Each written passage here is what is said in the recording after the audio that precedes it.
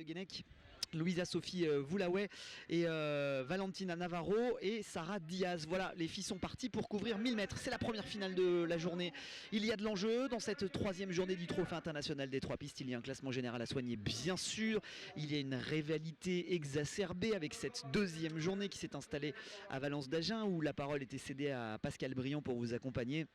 Je retrouve ici mon fauteuil de commentateur pour venir vous accompagner dans cette troisième et dernière journée de cette 31e édition du Trophée international des 3 pistes. Finale 1000 mètres junior A féminine. Voilà, le débat est lancé avec sans doute une course d'attente comme à chaque fois dans un 1000 mètres.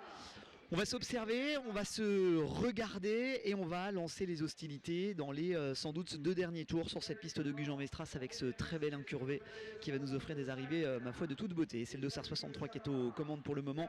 Il s'agit de Valentina Navarro pour la Colombie, le club de Paen qui nous vient du continent sud-américain. Ça y est, première passe d'armes qui vient d'avoir lieu dans le virage alors qu'on est en train d'arriver dans l'avant-dernière ligne droite sans doute avec les hostilités qui sont lancées. Chloé Geoffroy qui est en 3e position, la française qui va devoir et qui a réussi à s'intercaler entre les 3 patineuses sud-américaines.